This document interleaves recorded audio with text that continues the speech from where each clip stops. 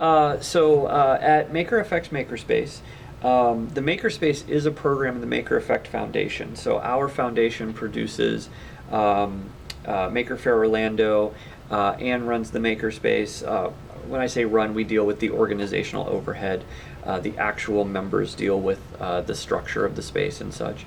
And then we have some other K through 12 educational programs that we do. The Makerspace itself has a fairly standard tiered membership program. It's $50 a month for individuals, $75 a month for families. We also have a $100 a month booster tier, which is nothing more than someone who just wants to give a little extra to help the space. We started the space actually not as its own location, but Delta Maker 3D Printers is local. They're good friends of ours. And so we shared space with them for, I don't know, I think it was about 9 months. And that let us really start to form a community of people who were stopping by. And then we moved into this space, which is 3,500 square feet, early April of 17. This is a brand new building. The walls were bare. There was no flooring. It was bare concrete. These walls are 20 feet high. So not this wall behind me, we're on the mezzanine, but the other walls in the space. So we had a lot of work to do just to get the doors open. I think we're in the 40 member range at this point, doing well, growing, figuring out lots of things as you do.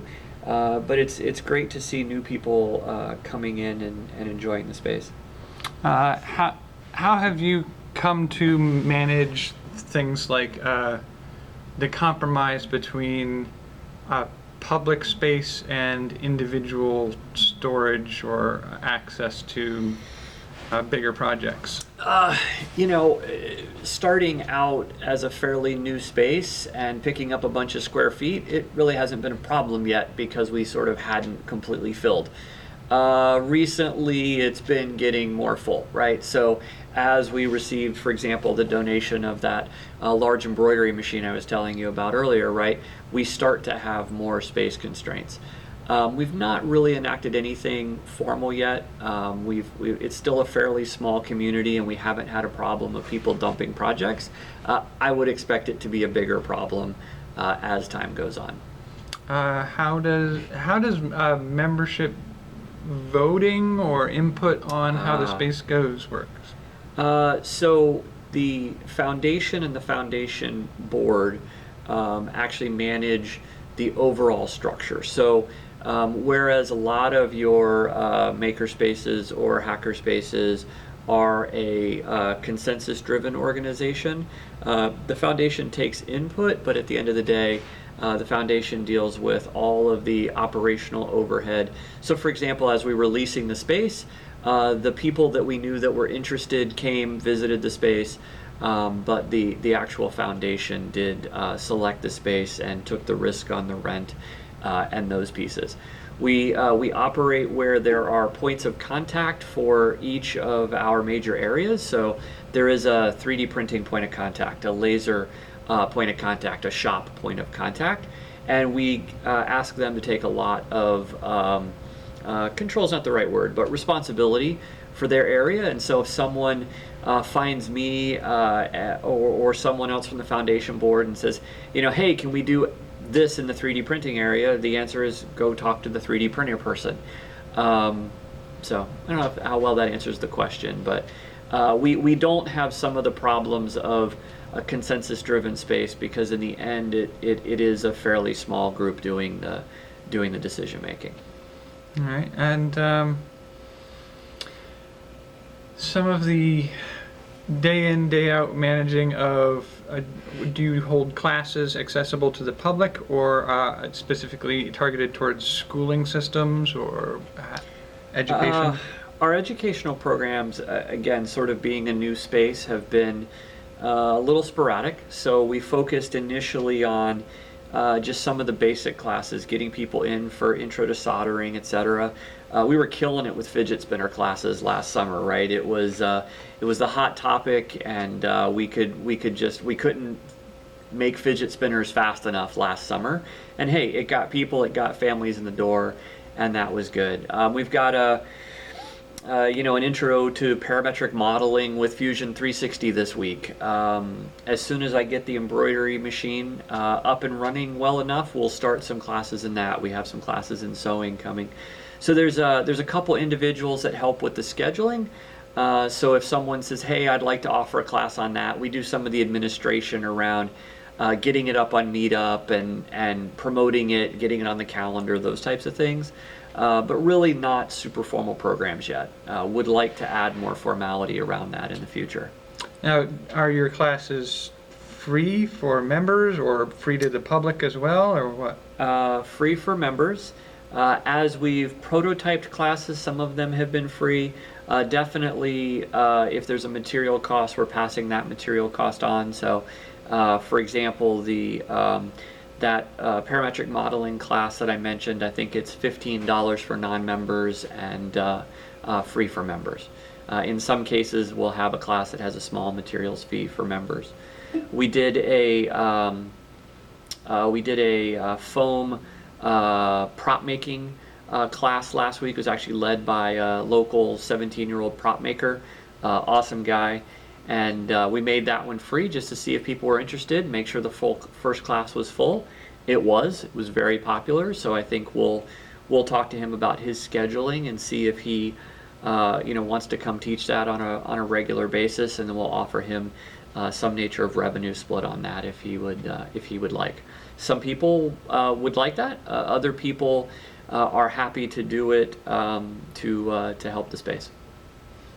And I think the other thing I'd really like to grab in here was somebody mentioned you have a somewhat unique relationship with two other spaces in the local area. So there are several spaces in Orlando. One of the things that we've done all along is try to be very non-competitive. And there's probably a difference between being collaborative and non-competitive, but I think it's really easy when you're in the same geographical area to inadvertently compete. And so I mentioned I was on the board of another space, still a member there, and because we produce the local Maker Faire, these are all our friends and we work on projects and things on a regular basis. So we try to make sure that I'll give you an example. We worked a local science center event for 4 days a few weeks ago, and there's a bucket right over there that's full of the competing local makerspaces cards, because we would talk to people, and if they lived on the north side of town, we would say, hey, this one's closer to you, but we're also here if you'd like to know about us. And so we try to make sure that that we're working together as much as we can. So sometimes that's working on projects, sometimes that's passing along if somebody asks for help on a specific project and one space can't help, then we'll pass it on to the other to see if they can help. So and how do you handle PR for the space? How do you handle PR? I mean, you're a slightly bigger city, so I'm sure it's easier to both get lost and easier to find a large audience to find you. Yep. So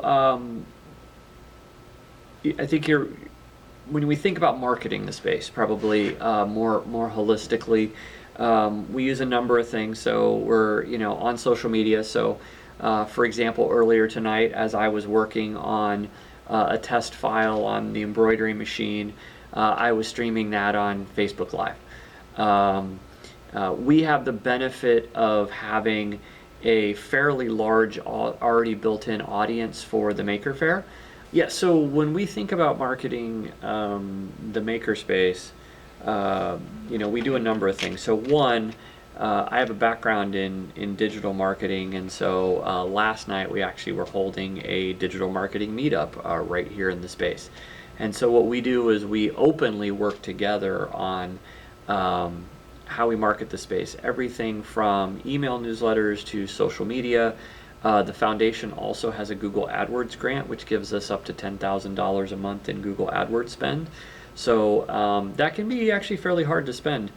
Last year, for example, when fidget spinners were all the rage, we were running fidget spinner based Google AdWords keywords to get people who were interested in fidget spinners into some of our 3D printing classes, and then we made 3D printed spinners.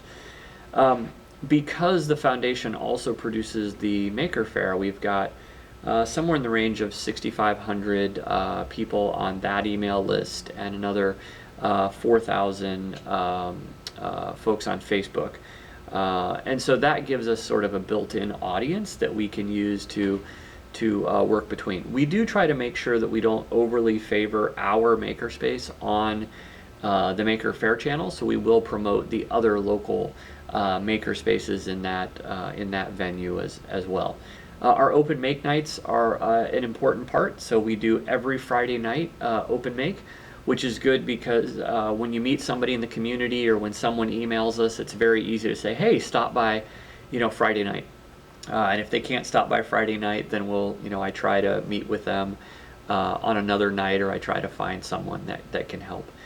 Local outreach is important for marketing the space as well. So we worked a 4-day science and technology event at our local science center 2 weekends ago.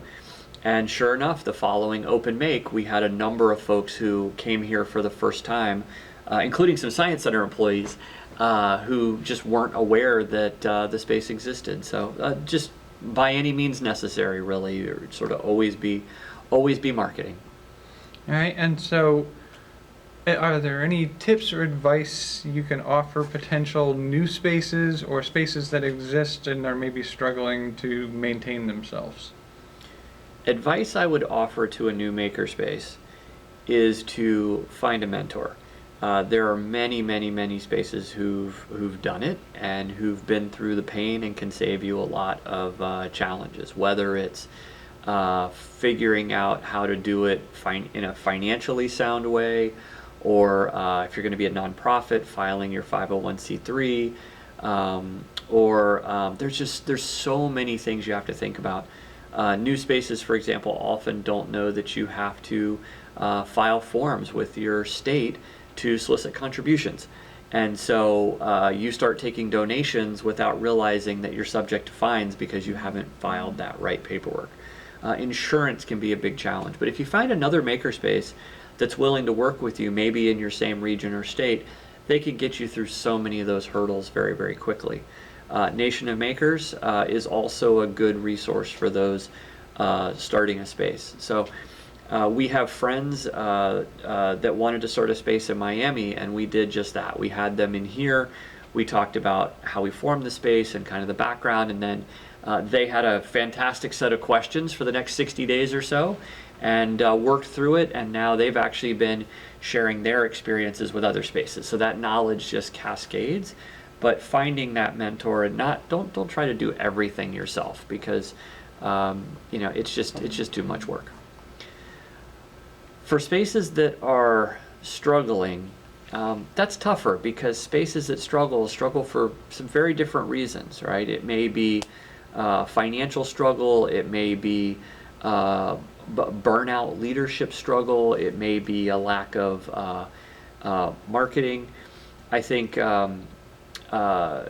success can breed apathy, and so what can happen is you see spaces go in waves where when they're new or they have a burst of energy, they get hungry, and so they're out in the community and they're talking and they're running classes and they're running events, and then they get tired, or they have everything they need for a period of time. Well, then membership wanes over time, and suddenly there's a cash crunch, or suddenly it's the same few people doing everything again. And so sometimes it's a matter of a renewal process and saying, okay, what do we need to do? Do we need to get back out in the community? Do we need to, go back out to our existing members and make sure that they're getting what they need from the space? Is there a toxic element in the space? Some communities, especially very inclusive communities, and most maker spaces are very inclusive, can unfortunately include some toxic folks. And so you may need to look and say, hey, are there a certain set of people that are actually keeping others out of the space? So I would say first you have to diagnose what's going on, and then figure out how to right the ship. Alrighty, I think that covers a great deal of information. Awesome.